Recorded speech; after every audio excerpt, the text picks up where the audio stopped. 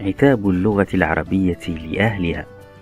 سمعت بأذن قلبي صوت عتب له رقراق دمع مستهل، تقول لأهلها الفصحى أعدل بربكم اغترابي بين أهلي. أنا العربية المشهود فضلي، أأغدو اليوم والمغمور فضلي. إذا ما القوم باللغة استخفوا، فضاعت ما المصير القوم قل لي.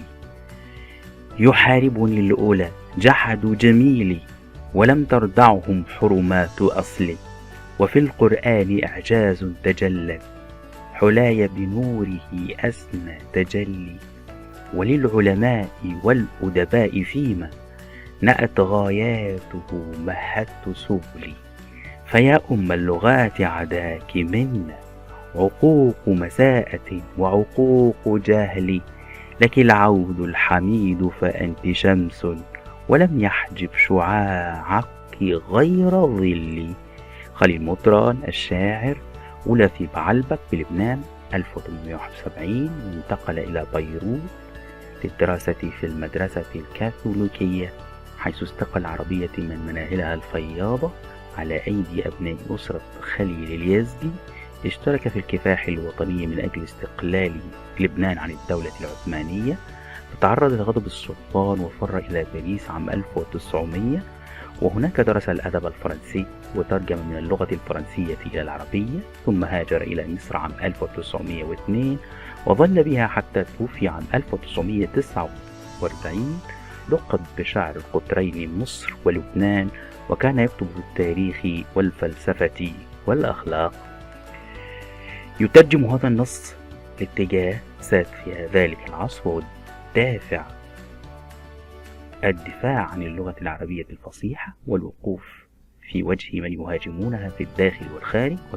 وقد تعددت صور الهجوم عليها بالنقد أو بالتعبير في ملامحها الأصيلة أو باستخدام ألفاظ أجنبية، بل تفضيل لغات أجنبية عليها أو تغليب العاميات عليها، ظنا أن العربية جامدة لا تواكب العصر الحديث.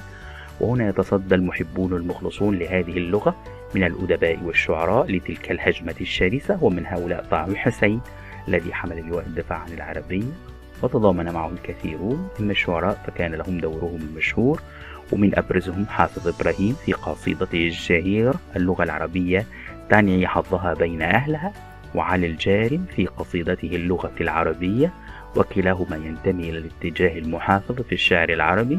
إما القصيدة التي معنا فلعلك تلاحظ أن مطران يظهر فيها اعترافا بالحقيقة التي لا مراء فيها، فهو يشهد بعظمة اللغة العربية وجمالها، وأنها سبب إعجاز القرآن الكريم، وهي كذلك أم اللغات، وأنه ليست هناك لغة قديمة أو حديثة تباريها في حسناتها وعراقتها وتاريخها وتطورها واستيعابها لكل العلوم التي أنتجتها علماؤها في عصر نهضتهم وتفوقهم. يتمثل الشاعر شخصية اللغة العربية وهي تعاتب أهلها على تقصيرهم في حقها، فقد سمعت اللغة صوت ذلك العتاب الباكي بأذنها وأحسته بقلبها، فهي تعاتب أهلها وتستنكر عليهم أن جعلوها غريبة بينهم وهم أهلها.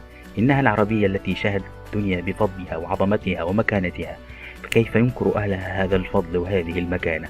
ولو أن أهلها استهانوا بها لكان مصيرهم هو مصيرها من الضعف والتدهور. إن الذين يحاربون اللغة العربية هم الذين ينكرون فضلها، ولم يمنعهم عن ذلك ماضيهم العريق وحرمة أصلها. وإذا كان في اللغة عبقرية وإعجاز، فهو الإعجاز الذي تجلى في القرآن الكريم، وقد اتضحت حلاها وزخارفها وجمالها البلاغي كأوضح ما يكون الجمال. لقد كانت اللغة هي السبيل القريب الواضح للعلماء والأدباء فيما استغلق عليهم من أمور العلم والأدب. فعفوا أم اللغات على ما بدر منا من عصيان وقطيعة، سواء كان هذا عن إساءة أو جهل، فعود حميد إليك، فأنت التي لا يستغنى عنك عربي، فأنت في القوة والسمو كالشمس التي لا يخفيها شيء، وما حدث من تجاهل فضلك وجحود ظل زائل وعارض لا يقوى على حق فضلك. تتمثل الموسيقى تتمثل في الوزن والقافي الموحدة التي جاءت مكسورة للدلالة على انكسار نفس اللغة العربية بسبب الإهمال الذي أصابها، وهذه هي الموسيقى الخارجية. أما الموسيقى الداخلية فهي في حسن اختيار اللفظ وجودة الصياغة وترابط الفكر وتسلسله وروعة التصوير. المحسنات البديعية: تأمل كلمات النص تجد التضاد بين المشهور والمغموض موضحا أنه يؤكد المعنى.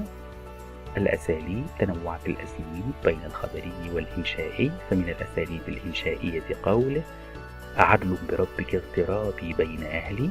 أعدل بربك اغترابي بين أهلي استفهام غرض الإنكار بمعنى النفي والرفض مضمون الجملة.